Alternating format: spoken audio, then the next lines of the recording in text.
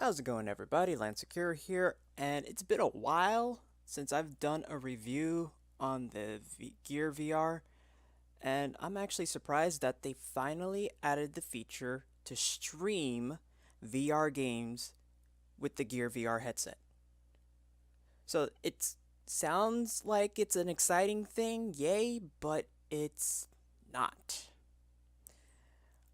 Now, I'm just going to explain about it because I don't want to be too harsh, but I am a little bit upset because they still haven't done anything to improve on the major thing that most people have with this device. And I'm just going to go back to their first update that I made when I talked about it was the recording.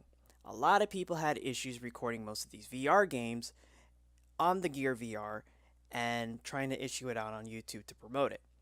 Well, when it comes down to it, when it does it, it doesn't capture the audio, which means you will have to use a separate device in order to catch the audio and then sync it together.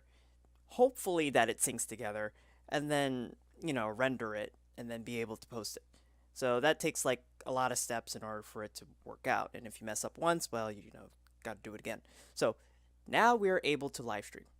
You would think they would have had a solution to broadcast audio when streaming. Because when you stream, you're going to get total silence. You will get the visual, but you'll only get silence. Another problem that I discovered is that they allow you to use a mic. Okay, that's great. That means you get to talk to people while you're streaming. Here's the problem. How can you do it when you are blind? And what I mean by blind, your eyes are covered focusing on what's going on in front of you in the VR headset. You can't see the comments. That's another problem.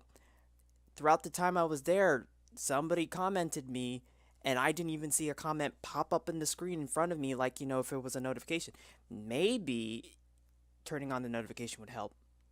I don't know. They didn't. I'll have to like research it a little more, but that's what I was dealing with. But if I know for a fact if I put notification on, it would have been like a phone alert comment or an app alert that goes on my phone instead of an actual comment displaying on screen. If that's the case, then you would think they would have put it in the instructions before you do a live stream. Now the settings are decent. You can stream it public, you can stream it only with friends, or just keep it private. One or the other, your choice. So, just testing it out the first time, you're able to stream it through the home screen. And streaming it through the home screen, you can, show what you have in the library and everything else.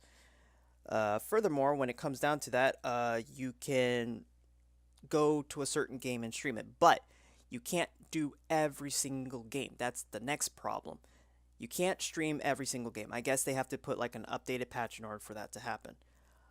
When I did it the first time in streaming and jumping from a game that would work, the frame rate dropped due to the fact of loading into another game. So if they do improve on this to add audio, it's recommended if you just get to a game that actually allows you to stream.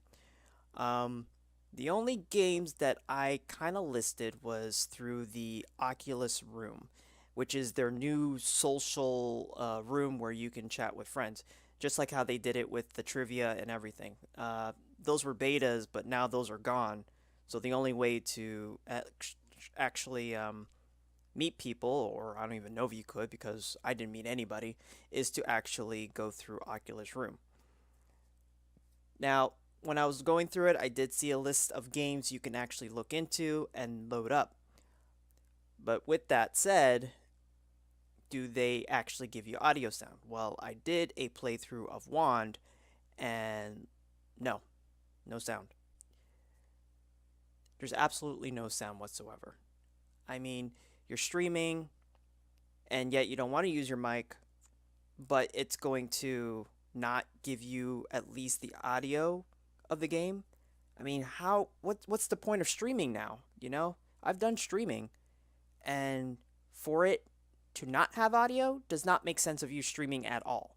It's a nice concept, but I think you need to go back to square one by first adding audio to the recording video. If you can add audio to the recording video, then you got one step ahead of you in order to get the streaming to work.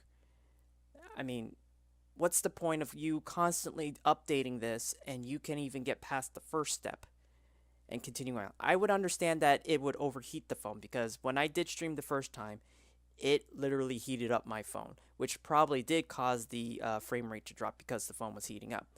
But then I would think the alert would have came up and would have stopped the stream because of the overheating, but I guess when you're streaming, it's not going to bother with it. And I was using Wi-Fi too, which I thought could probably be a better bet, but I don't know if they'll even allow us to use data. I haven't even bothered to try that yet. But I did do it the second time, which was a little bit better, but yet just no audio.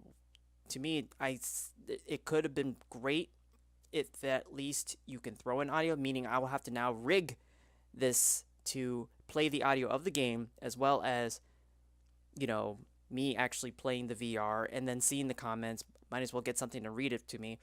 I mean, this is not how you should be addressing this.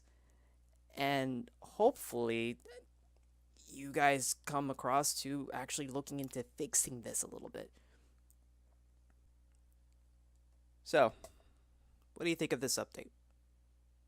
Do you think this update was actually okay? The fact that you can actually stream, but yet you can't really interact with the audience because you can't see the comments. You can't see how many people are viewing until you end the stream. If you enjoyed this video, give it a like. Share it with others that wants to know that they can actually stream, but let them know the outcome as well with this video. And if you want to see more contents, click subscribe. Hope to see you another time.